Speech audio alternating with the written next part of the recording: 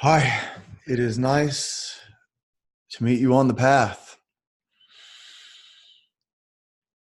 Today's episode is about becoming a magnet for what you want to attract. And also, you know how the magnet works. It has one side it'll attract, and the other side will repel. So, what brought this to my attention, besides the obvious how actual magnets work, is about a little over 7 years ago. And I've told this story on the show a bunch of times, but I got to know this. I think she was really an angel or a bodhisattva or something like that.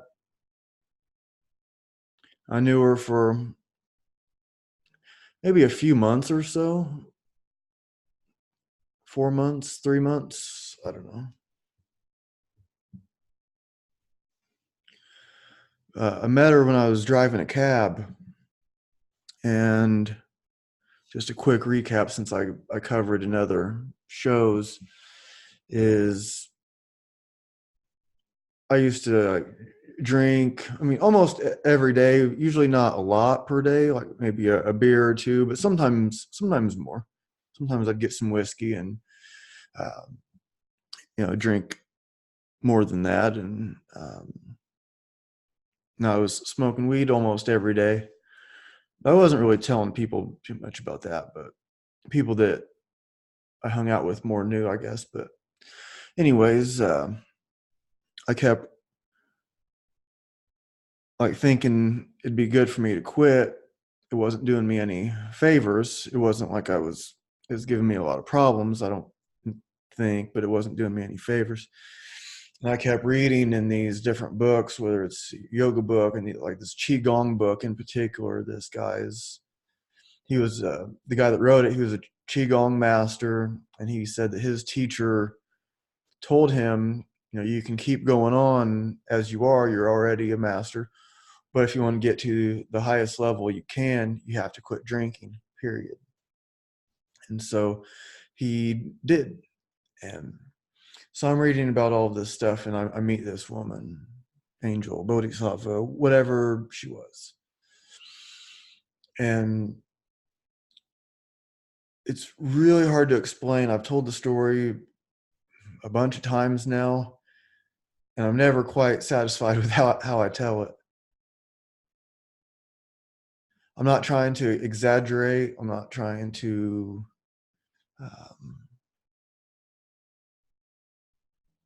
I'm not lying, as in I'm not saying I think she was something like that, and I don't really believe it. Uh, it she was like something different, something like she seemed to have like this perfect spiritual perfection, and it's really hard. It's really, really, really hard to explain. But she never preached to me or anything like that. So what I call is her like Earth story. It's like there's this show, Touched by an Angel. If you haven't seen it, it's I like it. It's a pretty good show.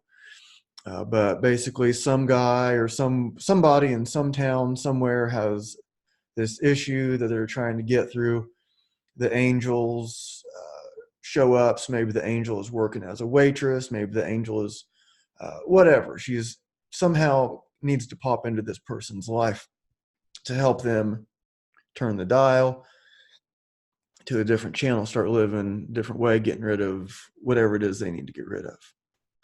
And that's what happened to me. So after seeing her, I was taking her to work. This is like part of her Earth story, as I say. I was taking her to and from work almost every day, Monday through Friday. And this went on for a few months. I don't know exactly how long. And then the last day I saw her, she was walking back up to her apartment. Sometimes we would sit in the car, in the cab, and just talk for like 20 minutes. One time it was like summertime, and another part of her Earth story is she was from India, and um, she, like, it didn't matter what the temperature was outside. She wanted the windows up. It was the summertime. It was July 3rd of 7 years ago, the last time I saw her. Hot, hot, hot Indiana, 90 some degrees outside. And so we're in the car, the windows are up, and she didn't want the air conditioner on. That seems to be kind of like an Indian thing too, because other Indian people that I picked up, uh, they were the same way. They windows up, air conditioner off, not even the fan. It was something. But she didn't seem like she was just like from India. So it wasn't like I'm saying, oh, this exotic person from India. Like I've never met anybody from India before. She was different. But anyways, so we're at her apartment. The windows are up, and I'm sweating. I'm just pouring sweat. But I was never in any hurry to get her out of the car. And we were talking for probably like 20 minutes or so. And she gets out, and it's summertime, but it was like this cold rush of air blows in, this cold rush of 95-degree air or whatever it was, comes in, and I'm like pouring sweat. She didn't have a single drop of sweat on her, not even a little bit. So, and when I saw her like walking away, it's really hard to explain, but it was like I was able to see my potential, I guess. Not that it was really her. That part of it is even more complicated that I can never get the words to explain it right. But anyways, and like the message that I got without her ever telling me. So even though we would always have these, like, everything was like this, like really cool spiritual conversation, but she was never preachy. She never like told me what to do or anything.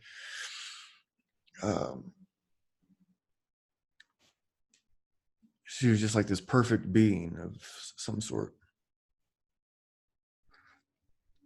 But the message that I got was, and that she never said exactly, was you have to become a magnet for what you want to attract.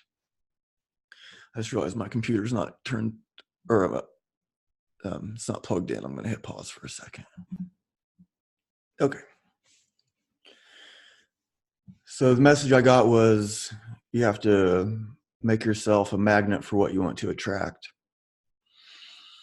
And that night, last time I saw her, which I didn't know was going to be the last time, I went home and I had my last beer, didn't even finish it. And I had a half a joint left, and I finished it. And I fell asleep. And when I woke up, I knocked the beer over on the floor, and it smelled like a million rotten beers. It was so exaggerated. It was so disgusting. Um, it, it was just, it was so nasty. And I never drank again. I never heard from her again either. I saw her pretty much every day, a lot of times twice a day, Monday through Friday, for months.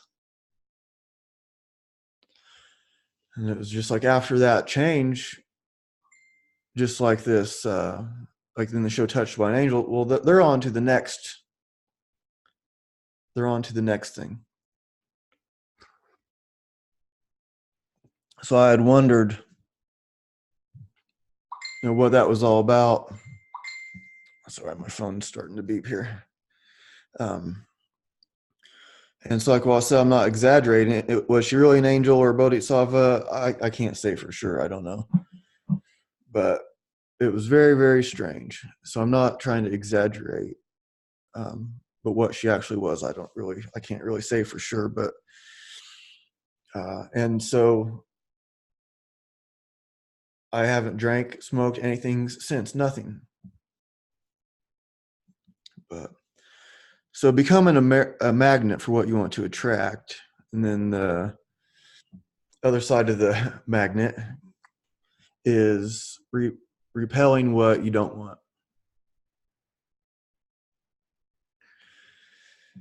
So there were some friends who I haven't hung out with since then. And there's been a couple times, or probably more than a couple, where I've kind of decided to part way from maybe a group of friends.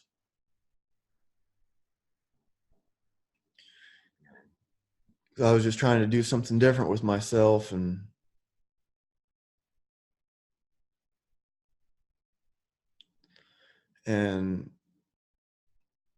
those times were mostly to do with like I didn't want to be like drinking and stuff, and um, but like the last time for like 7 years ago, there's been times I invited those friends over. They used to come over and lift weights and do martial arts, and we'd have a drink and a smoke and have fun, and there's some of it hasn't happened since, and whatever. So on to the next page.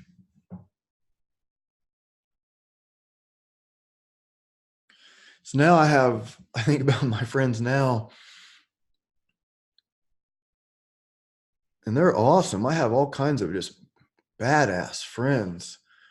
A lot of them are teachers of various sorts, whether it's martial arts teachers, um, personal trainers. All of them are which are like more than just like the cookie cutter personal trainer type. They have their own businesses. They have uh, their own thing going. They're not trying to be like anybody else. They are into their own thing, and they're open-minded, and they collaborate with others. And I look at the people that want to do business with me now.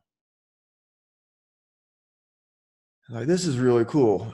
Um, it's really amazing. They're uh, like, for instance, we have this. I don't want to unveil too much, partly because of these other subjects that I'm talking about. But let's see. Well, so I have this major program that I'm developing with a few of my awesome friends, and it's going to be martial arts, natural object lifting like stones and logs, and um, carrying. Uh, it's a whole thing. I don't want to get too into it, but I've had 4 meetings about it. I had one-on-ones with each of the instructors, and one of us all together. And it's not just mine. I'm not the one exactly running the show, but we're all doing this thing. So of all those meetings, no one mentioned money. We're talking for like each of them lasted over an hour. Nobody brought up money. It's all, what can we do? How can we make this thing awesome? It doesn't start with, we need to make some money. How are we going to make some money? We're creating this awesome experience for people.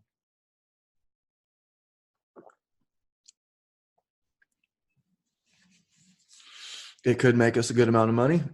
Maybe not. Maybe it'll take years to develop. It will almost certainly take years to get it to where we want it to be, and several months of planning just to even get it started. It's going to be amazing. But none of these guys, there's 4 of us, nobody mentioned money.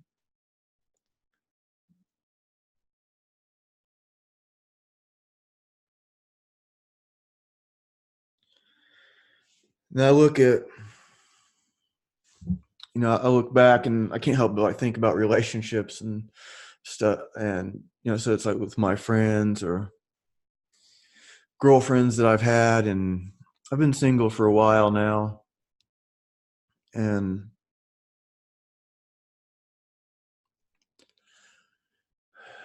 I had a date. Let's see, it must have been Monday. So today's Friday. It's about 9 o'clock at night, I think. And big party me is it's 8:26 p.m. Friday, October 4th. So, anyways, I had a date Tuesday, Monday, like 5 days ago, and I met her on Bumble. It's this dating site that I'm on it, but it's like, I don't know. And so we meet for some Thai food, and like I get there first. I'm there 15 minutes early, which is, whatever. She's like 10 minutes late. Like, okay. That kind of drives me bonkers a little bit. Not that I've never been late myself, but anyways. So, and then like, how much I want to say here. I often say very personal things and maybe even too much about other people, but I think I'm pretty good at keeping people's identities a secret if they should be, and hers is. So, like r- right away, I don't really feel any type of attraction, and I could see why other guys would. I'm not saying there's anything wrong with her, but for me, it was like there was nothing immediate, which doesn't always mean anything. I've had things work out pretty well where I wasn't attracted immediately, like where she was attracted more at the beginning, and then as I got to know her more, the more I liked, and then it fades or whatever.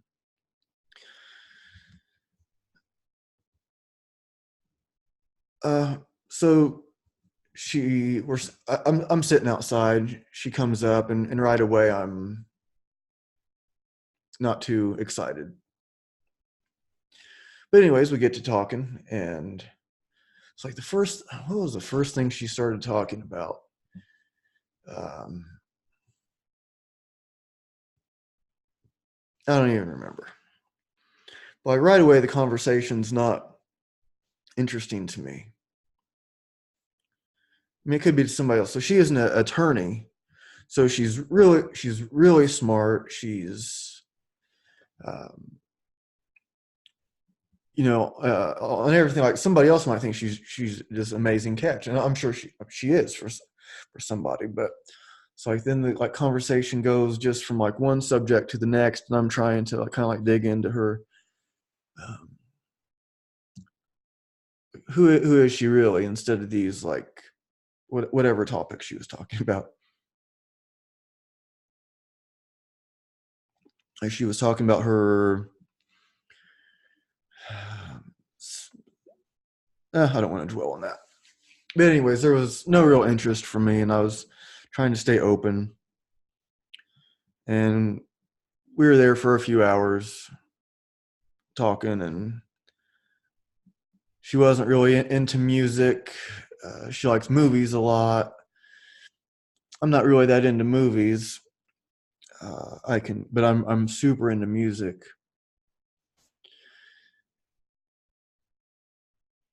And it was just like nothing was quite. We were just not syncing up. I'm not sure what she was thinking. Well, something I thought was cool was, so she knew I was vegan from my profile, and that was the first thing that she asked me was, how long have I been vegan? So uh, something I noticed, I know most people are just listening, but when the show is on YouTube, on the Fitness and Consciousness YouTube channel, but I scratch my nose a lot when I'm when I'm recording for some reason. like my nose, probably because my nose itches a lot when I'm recording. I say like when you're like my grandma used to say, if your nose itches, it means somebody's thinking about you. And so maybe that's true.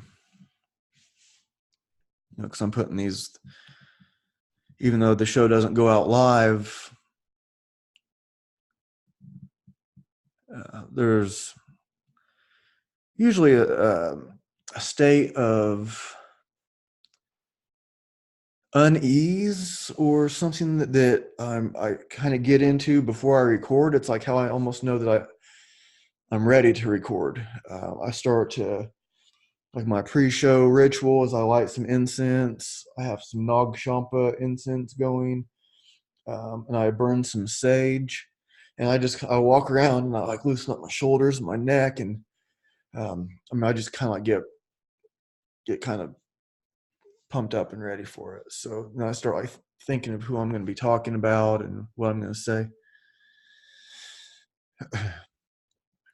And I just hit record and let it go. But anyways, something I thought was cool is, so she knew I was vegan. She said, so I asked her if she was a vegetarian on the Bumble messages, and she said no, her friend is, and that's something.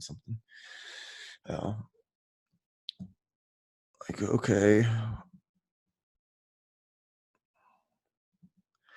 So like part of my struggle is, can I not prefer a woman that's vegetarian or on the vegetarian spectrum, vegetarian, vegan, something like that. Vegetarian is huge. It's a big deal for me. But so she wasn't familiar with Thai food. She only had it a couple times. So she's looking at the menu and she decides to order pad Thai, and she gets it with tofu instead of meat. So I took that as a sign of respect for me, which I thought was pretty cool. But anyways, and like, yeah. So like another thing that, like we get to like talk about like family stuff, and I was talking about my son graduating. Since she's an attorney, a lot of stuff kept coming back to like attorney stuff. And since my son has graduated high school, like, so in Indiana, you pay child support until the kid is 19 years old. And so my son turns 19 in February. It's like 5 months from now. And she's saying that I could just go get him emancipated and not have to keep paying. I'm like, what? Like, no, I don't want to do that. That's not the kind of signal I'm trying to send him. Whether it's I could technically legally do it or not. I don't know. It's weird. But anyways, we're just not on the same page. Not a huge deal. I mean, you meet people, it works out, it doesn't work out, whatever. It usually doesn't, right?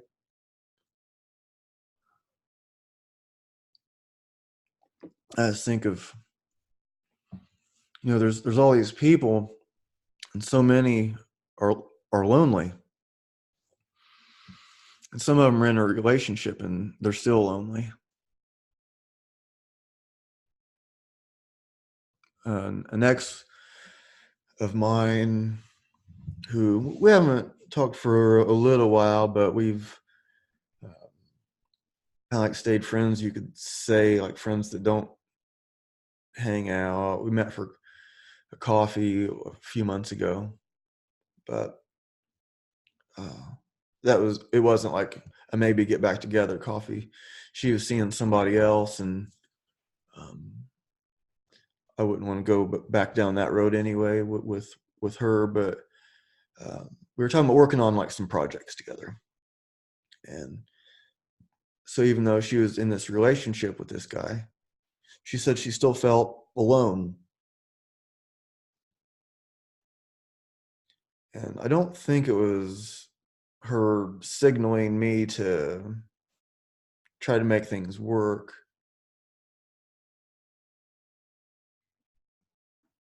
I don't think it was that. It was um, whatever. Point was, even when people are with someone, they can still be alone. So it's been a while since I'd been really interested in someone. After the girlfriend that I was just talking about and I broke up, I was seeing somebody else for a while, and then that ended, and I hadn't really been interested in anybody since. But then there was, I have to be really careful about this one. There was someone that popped up, and I find myself interested.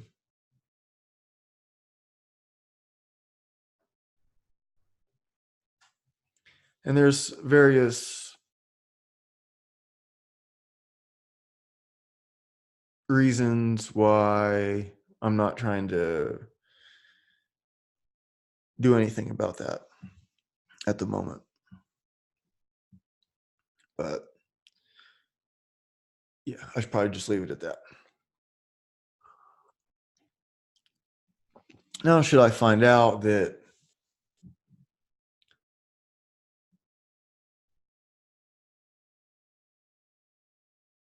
there's a reason to go forward on that, then I will. I'm interested, but I don't know. But it's just interesting, right? What we're attracted to and what we're not. Someone can have like my date from a few days ago. Some other guy might just be crazy about her.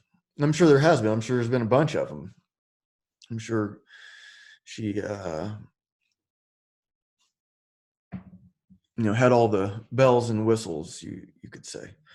But and she's, smart, good career, all that stuff. And for me, it was just nothing there.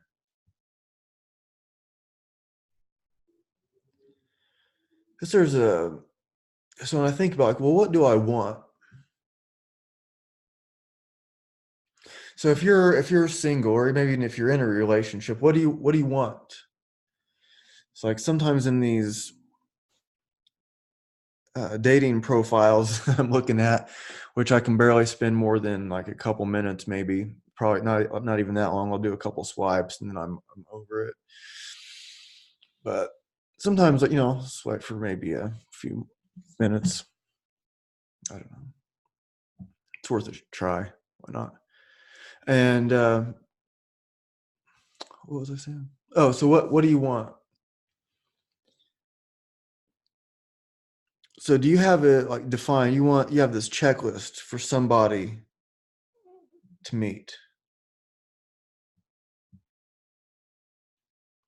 Are they, whatever checklist you have. What kind of personality are you looking for? Socioeconomic status, maybe.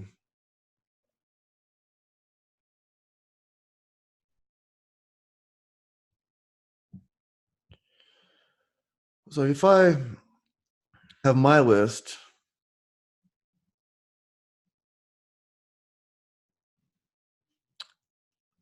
I guess I'm trying not to have a list. And then when someone pops up,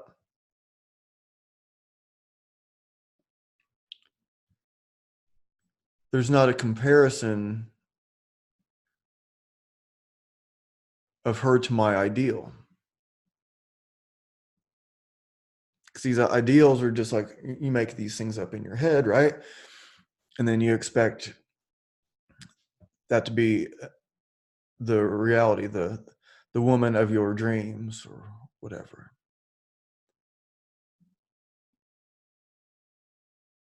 But maybe that can blind you from really seeing how somebody is. That might be better than you could even think of. But you can't read it, you can't see that if like, oh, she's an inch too short. Oh, her hair is blonde and not brown, or ooh, her hair is too short, or it's too long, or oh, she's, has this job that isn't as, professional as mine or whatever.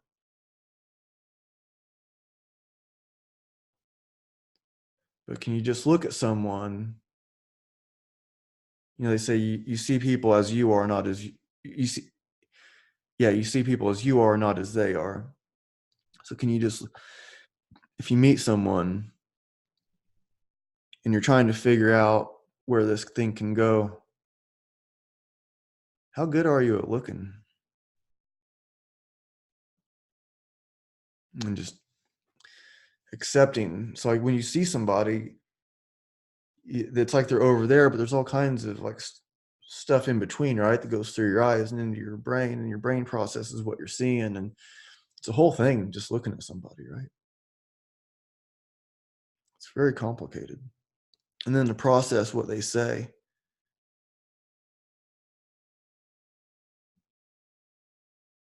So if you're like, well, she's this or that, she's not as hot as my last girlfriend, or she's hotter than my last girlfriend, so this is better, or she's this or that. You might be shortchanging yourself for the most pure experience.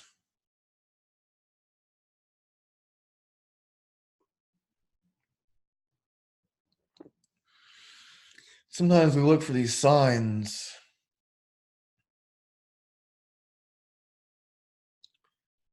We look for some kind of like signal to red light, yellow light, green light.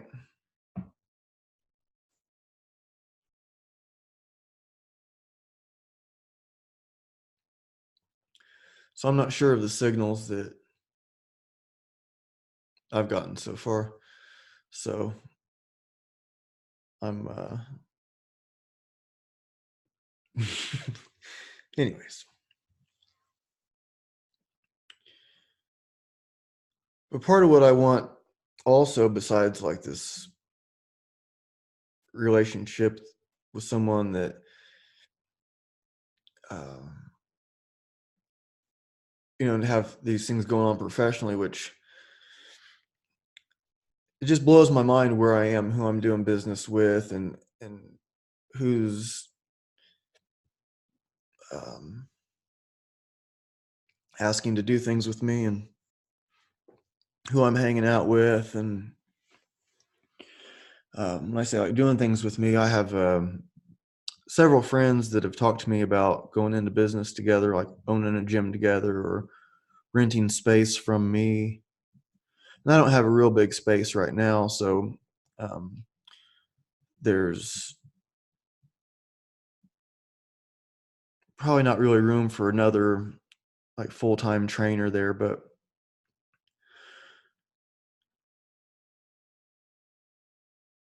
I had a friend call the other day. He's a really good trainer, and he was kind of getting sick of, more than kind of getting sick of where he's been training. And he said, man, when you're ready to get another place, I'd like to um, work there. And yeah, that's really cool. And so I was trying to weigh out in my mind whether that make that happen or not, because a lot of times trainers, they're not working like constantly throughout the day. So I was wondering if perhaps I could make it work the way things are. I don't know. Um, but I'd like to have a place where when I have a friend of mine that's a great trainer complain about their place, Or I can just say, okay, well, meet me in an hour. I'll give you a key. I want to be able to do that. And maybe that could lead to some problems, but and I'd like to have a place that could be almost like a community center. So you'd have like these awesome trainers of strength and martial arts, and maybe have a place like outside where we can build a fire and people can bring their drums and their guitars and have like a pool table and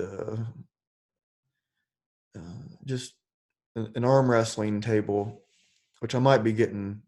I kind of want an arm wrestling table. I think I'm going to get one that's like not one of the professional ones, but like a free, just like basically a kind of a tall table. That's what I want.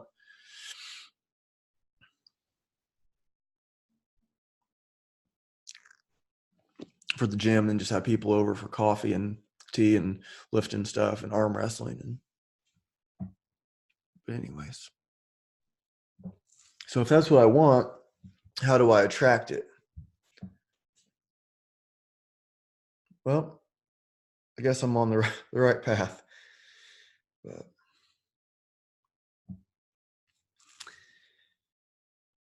so last show, something that I did this tribute to Robert Hunter, and I was singing, and I don't consider myself a really good singer, but or even a kind of good singer, but I think I have my moments though. I think I have moments, especially if I'm like playing my guitar or maybe I'm harmonizing with the radio or something where I was like, oh, I can do this, or I'll be playing my dad's CDs. And sometimes maybe very delusionally think that I can kind of sing like that too. My dad could really sing. But I had the volume up too loud. And so when I was singing, it didn't record it as good as it could have.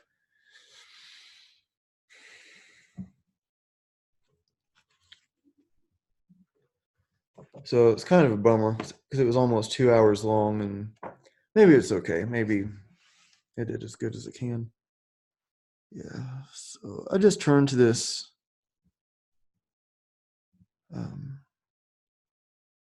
kind of randomly. I didn't have it marked or anything. I was looking over at my books. And so here's a song by Robert Hunter.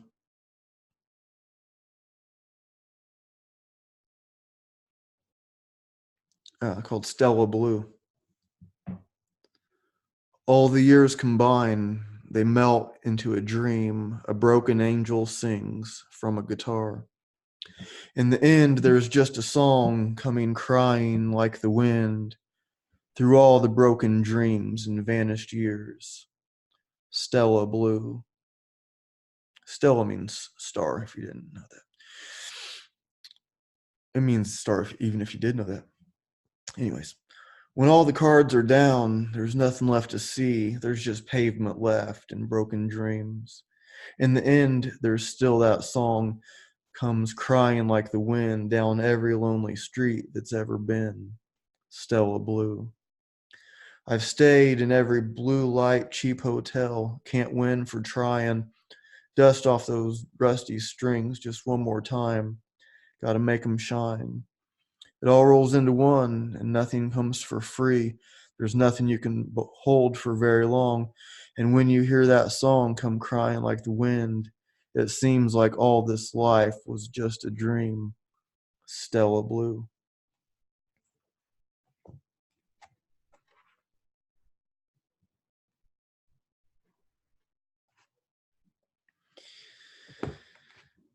So, I posted about this podcast. I was going to record it yesterday,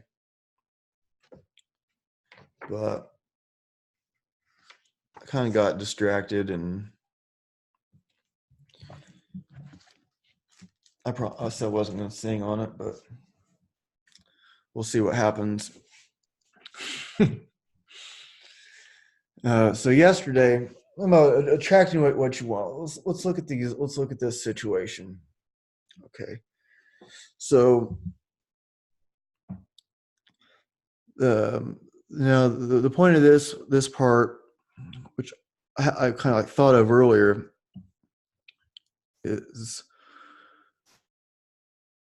so the book Zen and the Art of Motorcycle Maintenance. Okay. Well, I've never read it. I did a show called Zen and the Art of Body Maintenance, which was kind of a play on that. But so, Zen and the Art of Car Maintenance. Here we go. This is off the top of my head, pretty much, or somewhere in the middle of my head. So I have two cars. I have a 91 Jeep Cherokee and I have a 2002 Hyundai XG350. Not trying to brag, but that's what I have. So one of them, my Jeep, I paid $550 for it like 13, 14 years ago. Thing's been a miracle. I love that thing. I get compliments on it regularly. And it's not like I have it all souped up or anything. It is what it is, but from people that like know Jeeps, they know what they're looking at. They get compliments. Even just like yesterday. And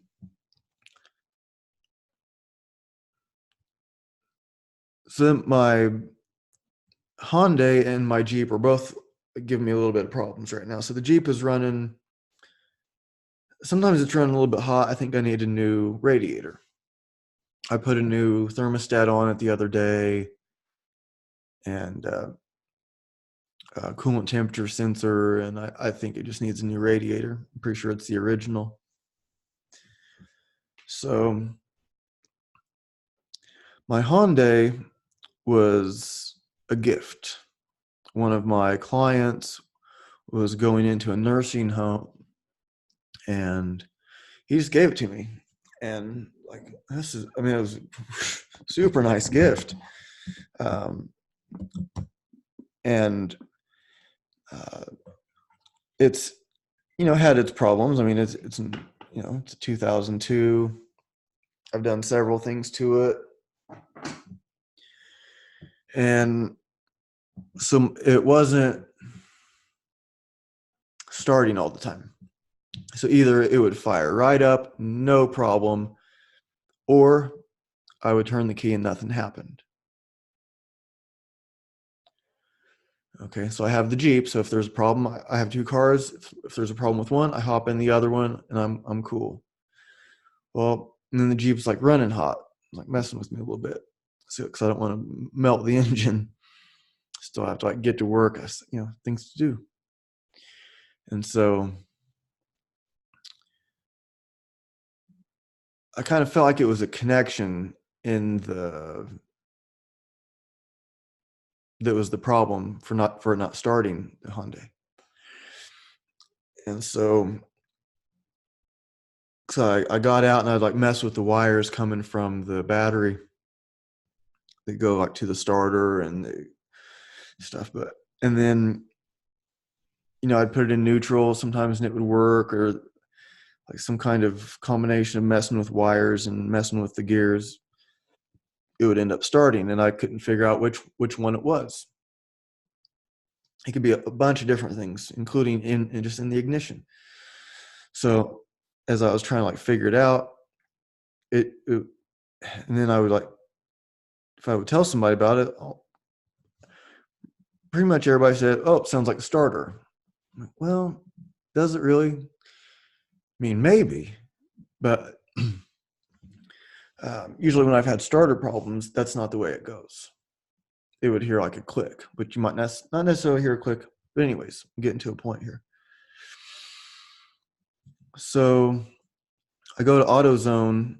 I have the battery checked, because at the time it just didn't start, and I got jumped,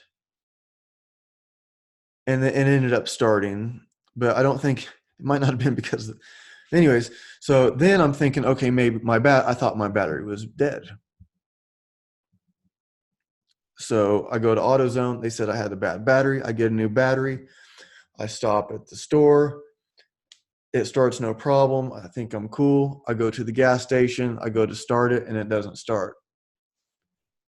2 stops after I just bought the new battery. Great. Okay.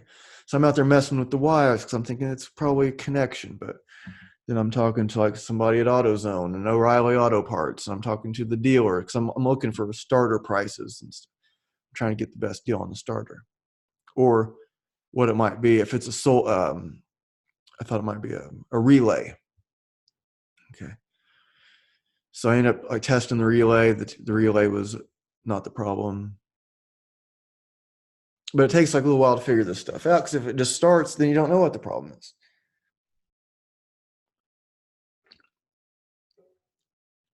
But people kept saying it sounds like the starter, sounds like the starter. So I find at the auto parts store, the starters were just over $200.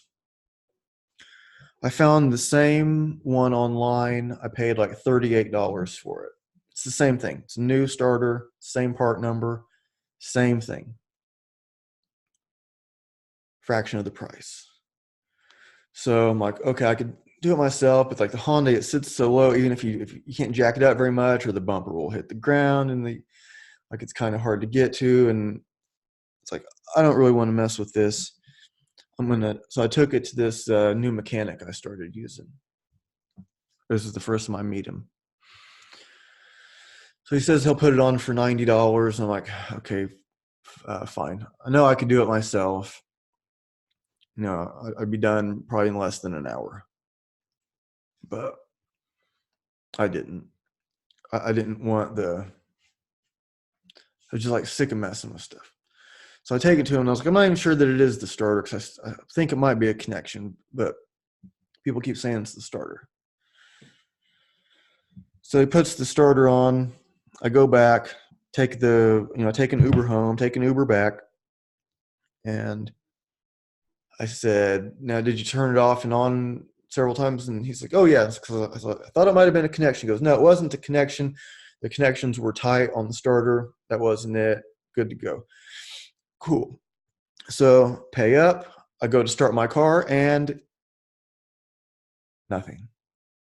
It doesn't start. It doesn't turn over. No clicking, no nothing. Like, of course. So I go back to him. And he's like, huh, okay. And so like while he's turning the key, I'm pulling on the like wires that are coming from the battery. And I was like, and then it started up. And I was like, I'll show you what I did.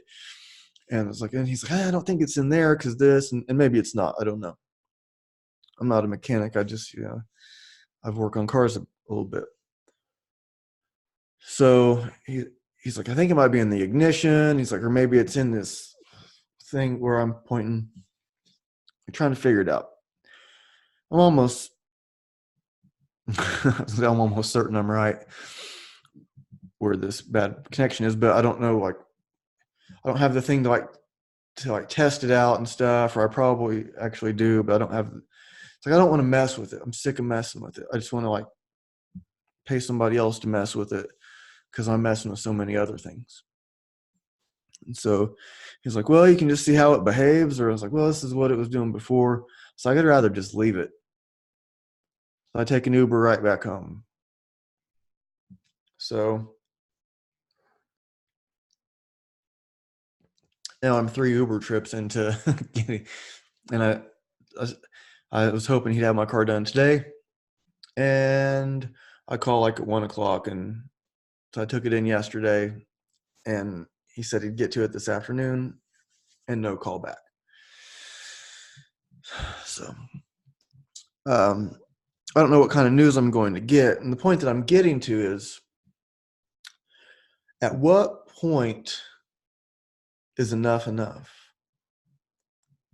Like, I'm not saying this mechanic was doing anything wrong, I brought him a starter and I paid him to put the starter on. I didn't pay him to diagnose a problem. So I'm not saying that he even did anything wrong. I'm not complaining about the mechanic. It's a little frustrating to not know what, get my car back today since I had it there yesterday. But he didn't do anything wrong, as in like a bad diagnosis or something like that. He did exactly what I asked him to, which was put the starter on. Which then I was frustrated that I just didn't do it myself. But then at least it's at a place where he can figure out the rest of it, and I'm driving my Jeep. So, at what point do you hang on? Because this car, and they say you don't look a gift horse in the mouth, right? And I'm certainly not complaining about my very generous client who gave me his car when he was going into the nursing home. It was a very nice gift. I've had a lot of problems with it. I've put more money into that than I have my Jeep, and it has half the miles, and I've had it for a fraction of the time. I've only had it for a couple years, and I've had anyways. So I have some money in this thing. It keeps like, and the last, I've taken it. I couldn't even tell you how many times I've taken it to a mechanic, go to get in my car, and then just have to like keep it there.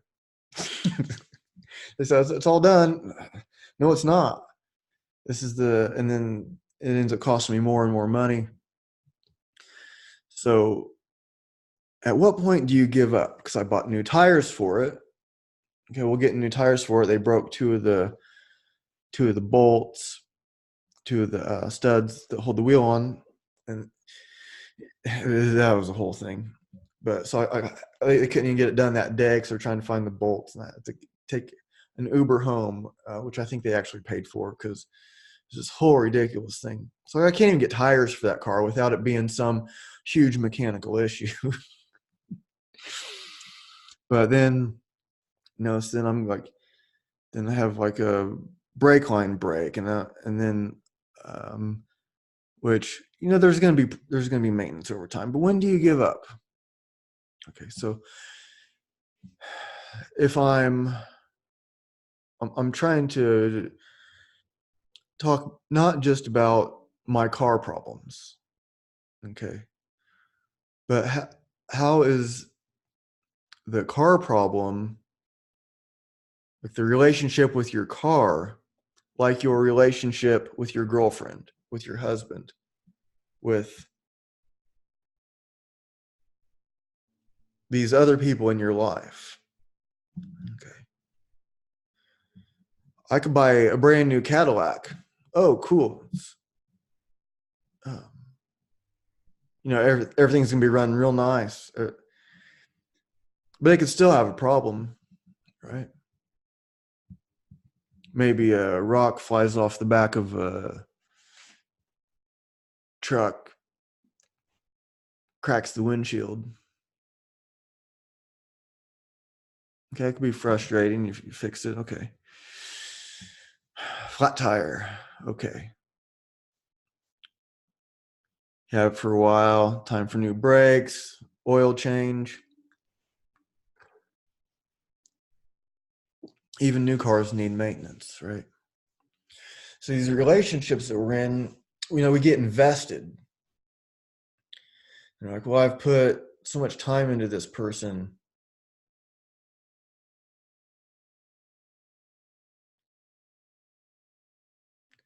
Is it worth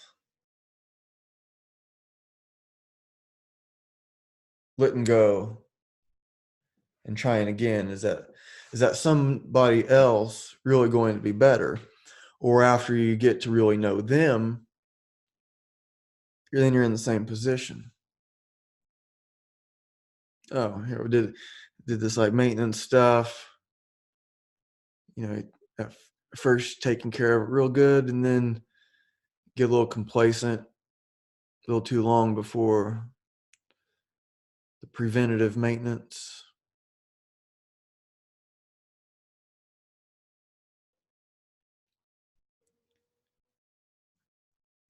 and then maybe you find that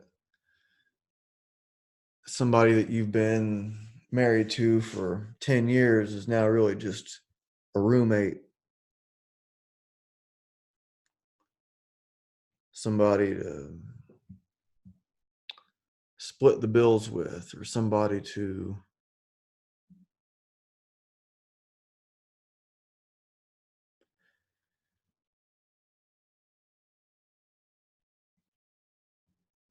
keep you from that stuff that's on your checklist.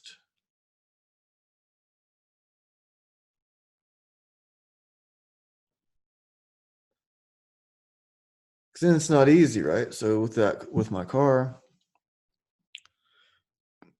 I almost bought a new car a couple months ago. Not like a new one, but uh, Chevy. Um, I can't even remember I can't remember. Um, Cobalt. I almost bought it. It was like, it seemed like a pretty decent car, but uh, I decided not to, because I thought that money that I could invest in that, if I just put that into my two cars, I'm going to be better off than if I buy this new one that's going to have problems.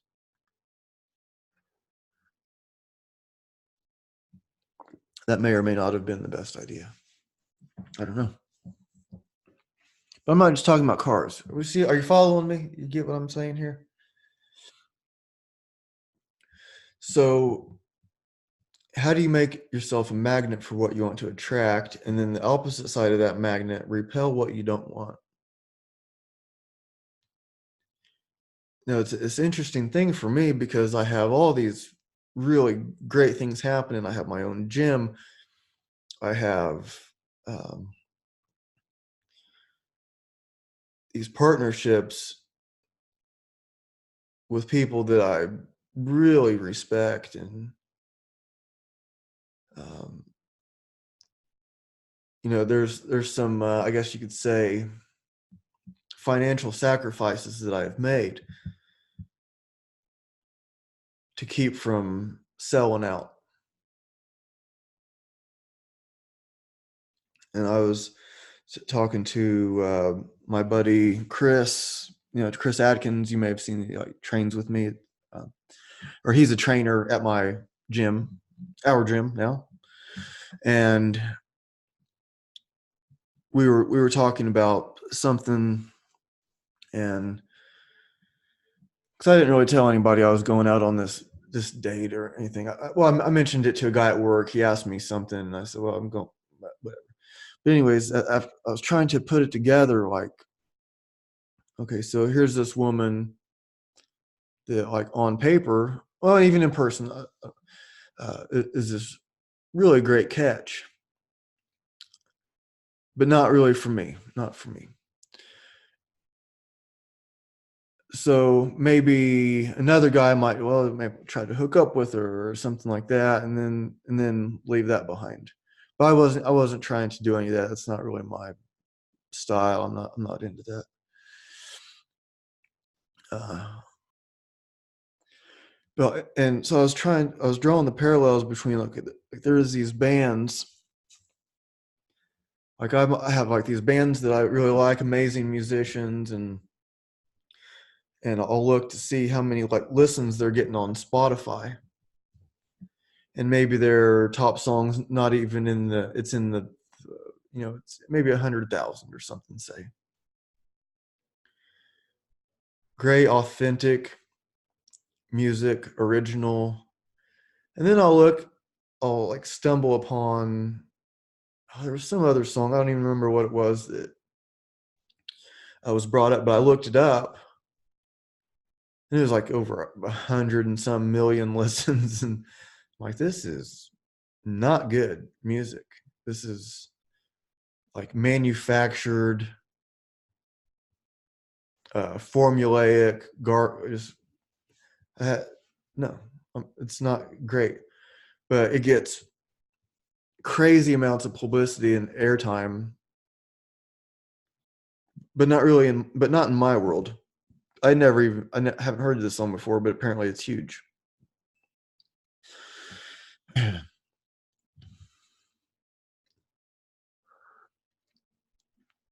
So because of the type of training that I do,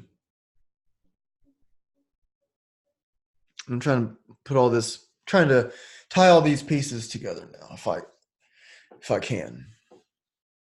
Maybe you're already getting the drift here. With these bands, there's the bands that sell out. They're bands that are put together by the record companies. We'll put you with you.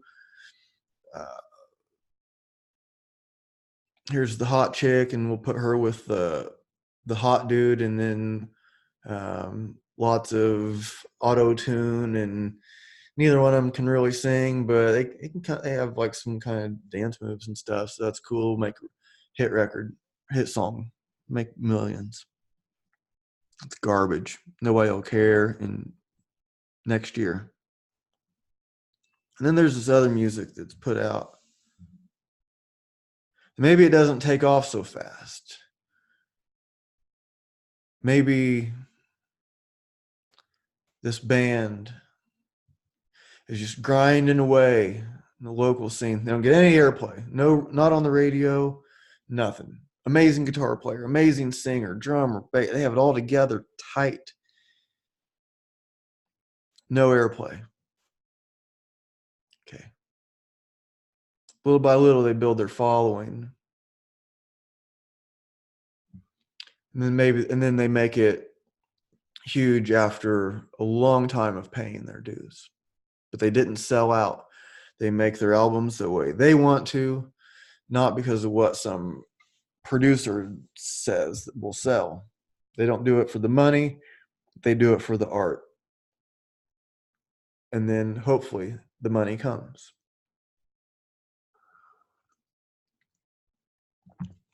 But even if not, 10 years, 20 years, 30 years, 40 years down the line, more and more people are discovering that band, and they like it because it's real.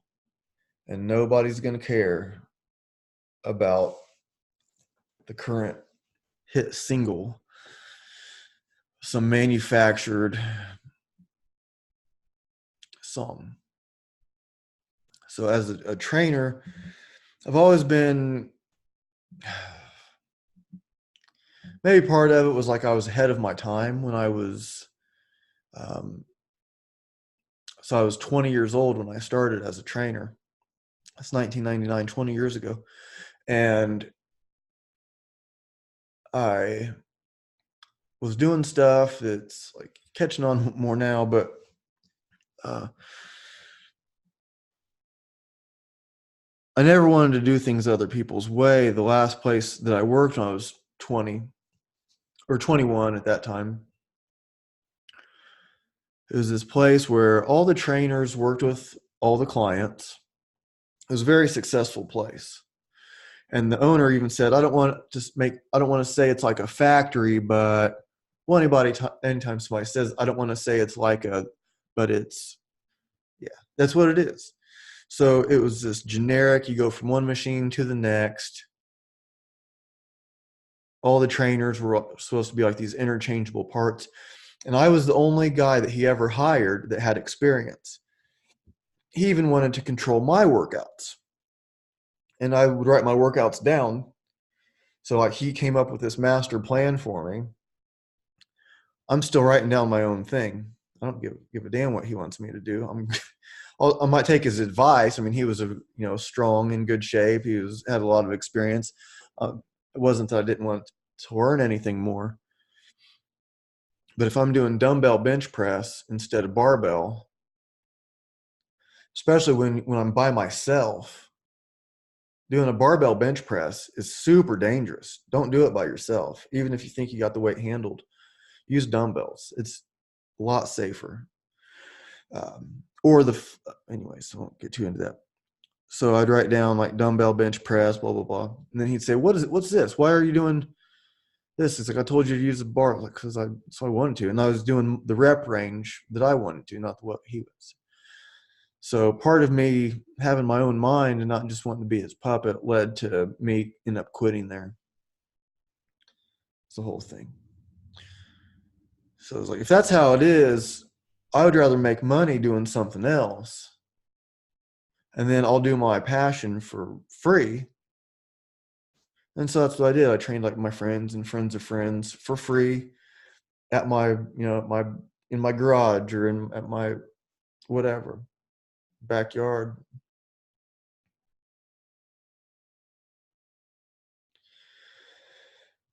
Are you making? Am I making sense? Are you putting all this together here? So we have. You have to make yourself a magnet for what you want to attract. So there's the woman. So there's this woman I'm on a date with. A lot of guys, I'm sure, would be uh, thrilled to go on a second date and on with her. Not me. It's not her. It's just not happening. Um, the and combine that with the music, doing your own thing with the music.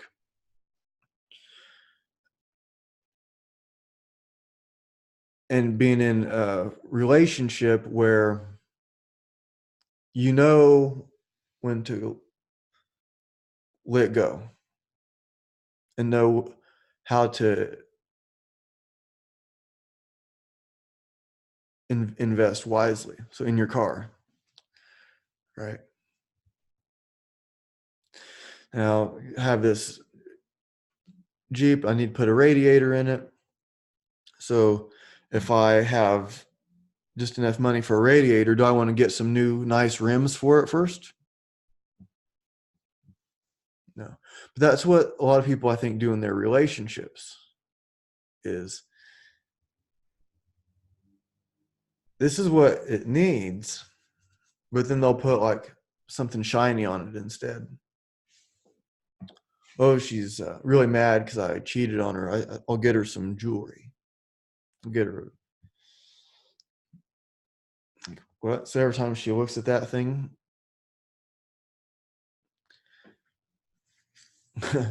but guys do that. Like, oh, she's mad at me. I'll get her some flowers or something. Is that the associations you want to make?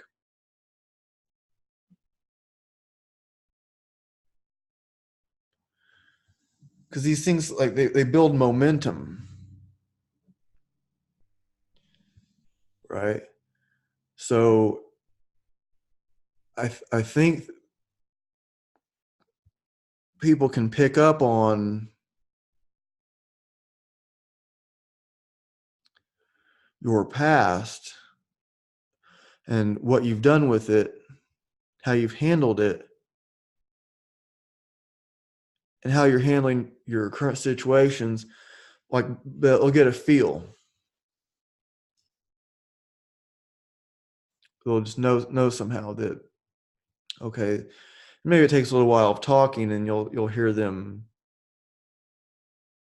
as they tell their story. You'll see what they do with things. Like, she's an attorney, and she tells me that since my son already graduated, I could have him emancipated and not pay child support anymore. What? That is so far from my thinking. So even I have 5 months to go, and to send that kind of message is just like. But anyways, uh, I hope I'm making sense here. So see, a lot of times what I'm doing is there's often not the perfect way to express our feelings, thoughts, and ideas. We don't have, maybe, okay, I could work on my vocabulary. Or maybe I could say, oh, they have a saying in French, oh, blah, blah, blah, blah, blah, blah. Or, you can, or, oh, Gandhi said, or, oh, as Einstein said, or as you're quoting other people, quoting this person, this person. You can sound like, oh, you're so well read. He's quoting Gandhi and he's quoting Einstein. He's quoting all these great philosophers, Marcus Aurelius, and he's quoting Kahlil Gibran, which I might be reading from in just a little bit here. I love Kahlil Gibran. But expressing these thoughts. So like tell you, hey, here's how it is. That'll get you thinking. But what I'm doing is I'm not against reading. I'm pretty sure I've read all of those people's quotes on the air. But uh, when I'm saying these, giving these like stories, so I'll tell like a little story. Well, what do you get from the story? Is it? Did I really want you to learn? Did you really need to learn about my radiator? Is that it? Is that pretty interesting? You're going to be like tuning in. So what happened with the radiator? Getting all these emails. How's that radiator going? Did you get it switched? Did you get an upgrade? So interesting, the radiator. No, who cares about a radiator? The radiator in the story isn't the radiator. Yes, I need to really put a radiator on it. Literally. I'm talking about like the radiator in your life that's not on your car. Maybe if there is one on your car, what's the radiator in your relationship? Right? So what's the radiator do? It keeps the engine from overheating, right? Keeps it hot. Engine will be hot running. It's gonna be hot to the touch, right? It's over 200 degrees.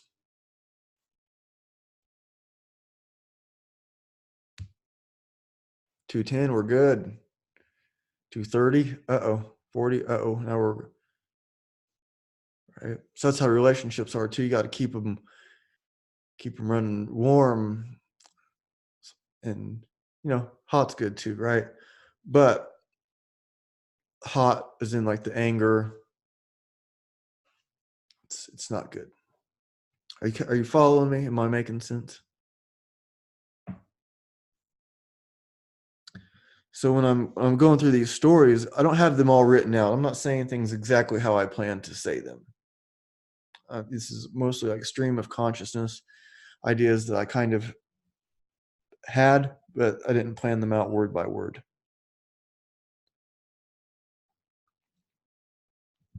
The idea is to get you thinking about what you have going on,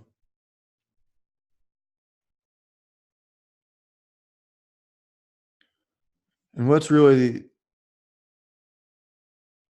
going to attract what you want and repel what you don't want. Because if you're in these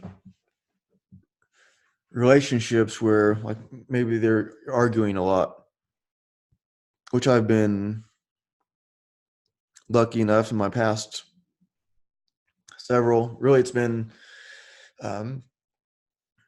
since my son's mom, which was while she was still, well, we broke up and then she told me she was pregnant a month later.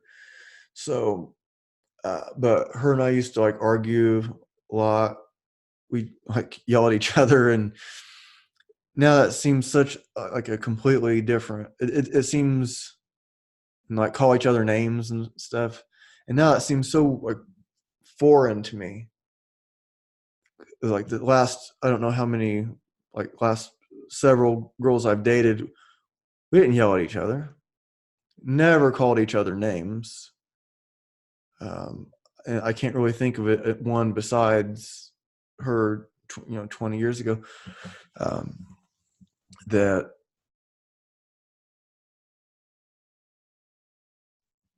a girlfriend called me a name, or I called her like a name, like cussing at each other and stuff. It just doesn't happen. See, after her, my son's mom, I thought I would rather be by myself than to have another relationship like that. And well, I didn't know it would take like 10 years, but part of that was, you know, I guess developing myself into somebody that would get something else. And I had a lot of cool girlfriends before that. Like, it wasn't like a lot of name calling. That was like by far the most hostile relationship I was ever in. And I had, like before that, it was like my daughter's mom. And that was pretty cool for the most part. I mean, it didn't end up working out, but we were in high school most of the time. And then like I had some cool girlfriends in high school, and so it's like this, wherever I was that led me to that. And I'm glad my son exists. So sometimes like you gotta like think cosmically and act locally, right? So I wouldn't trade my son for anything. So if it was like dealing with that relationship to like do my part of bringing him into this world, then I'll take that deal.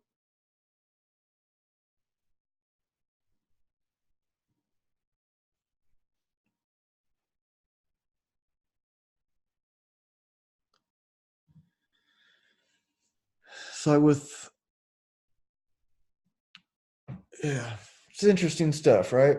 What we do, these internal struggles that we have,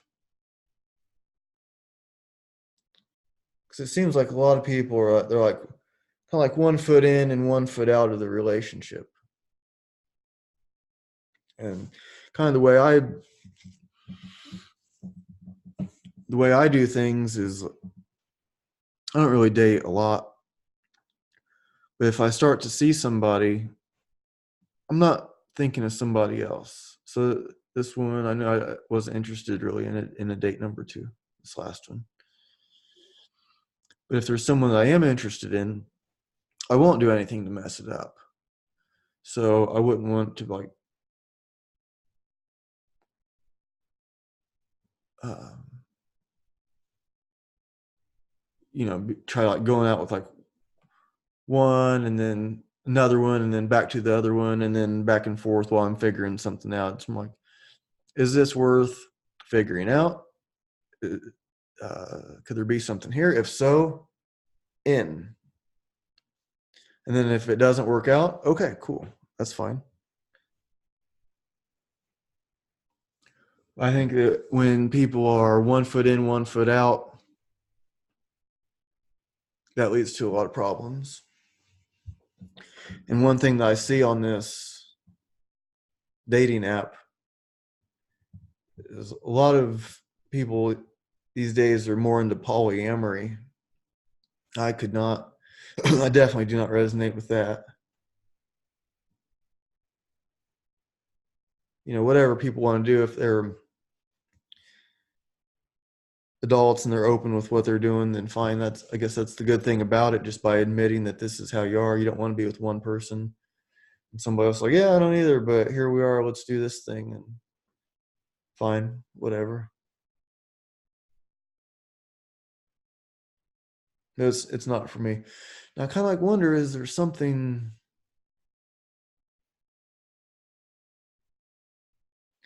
it just seems like to be like something so temporary about it. Something,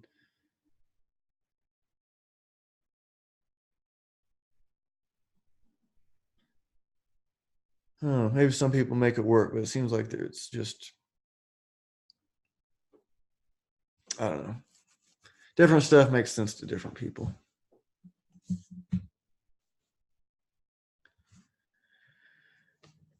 So something else I want to do is I keep talking about it. I hope maybe I'll have time this weekend to figure one out. But I want to start playing guitar and singing on the podcast more. Like right now, I'm recording on Zoom meeting. And when I tried singing and playing guitar on it before, like it didn't sound right. And maybe it was a microphone adjustment thing. I don't know. I want to figure out how to have that good audio quality.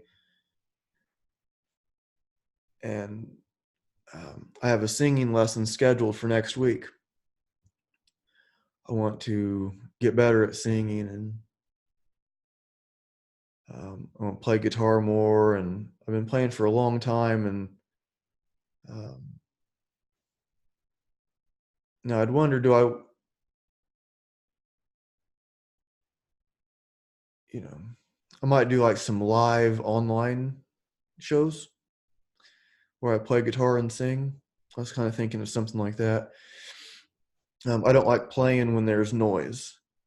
So if um, I was playing like at a coffee shop somewhere and I could hear like the coffee grinder or something, it would drive me bonkers.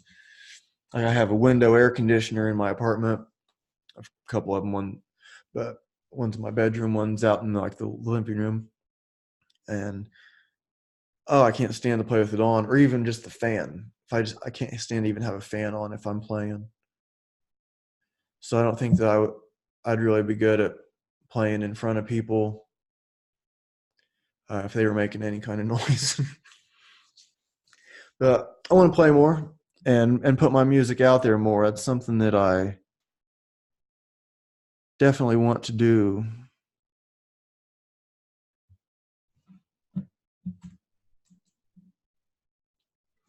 I think I'll probably create another Spotify channel, maybe another iTunes channel for my music, and I just got to figure out how to record it nice with what I have, or not too much more equipment. I want to be like kind of like a minimalist. This is what I really sound like, not using auto tune or um, just we'll see how that goes. So what kind of dreams do you have? What are you working on? Are you working on your dreams? Have you settled instead of just keep reaching?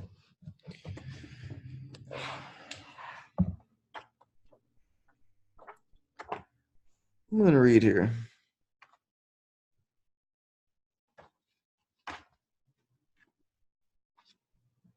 I think I'll read some Kahlil Gibran.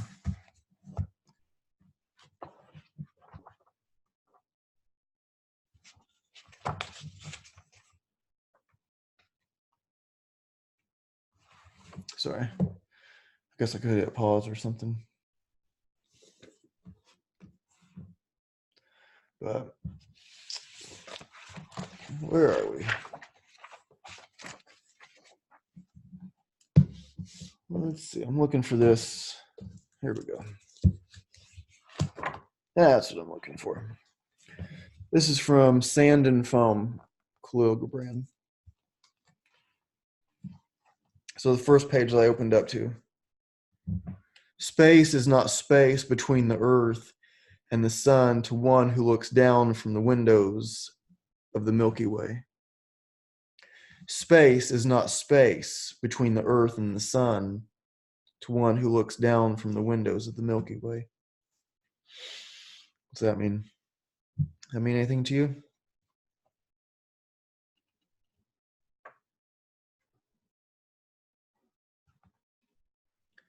We measure time according to the movement of countless suns, and they measure time by little machines in their little pockets. Now tell me, how could we ever meet at the same place and the same time? I like that. That's what I'm talking about. This date that I went on.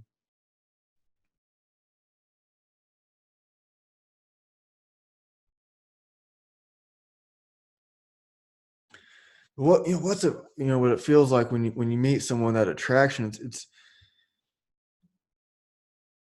like the woman I said that I was interested in now, which I have no idea. I don't want to say too much, but there was a point uh, in our conversation. I was like, oh, here we go again. Let's I don't want to say too much. I don't want to give any idea of as to who it is. Oh, like that. You like that? We measure time according to the movement of countless suns, and they measure time by little machines in their little pockets. Now tell me, how could we ever meet at the same place in the same time?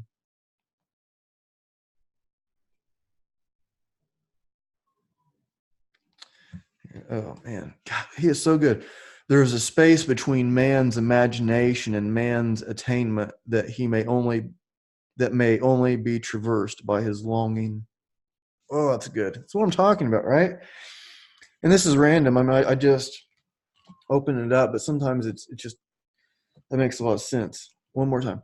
There is a space between man's imagination and man's attainment that may only be traversed by his longing. Like so, oh man, that's good. I really like that. I'm gonna leave it at that. I don't know how long I've been going here, but I think I'm gonna leave it at that. I think that sums it up pretty good because that longing, what do you have to do to get what you want? Are you in the current state of what would want you? If you have a thing for this woman, are you what she would want? If it's so complicated, isn't it?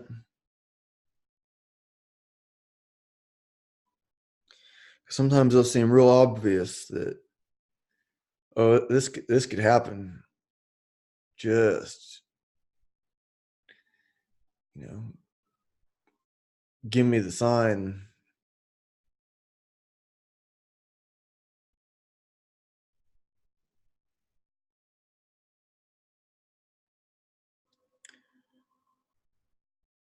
There is a space between man's imagination and man's attainment that may only be traversed by his longing. Thanks for tuning in. We'll see you next time.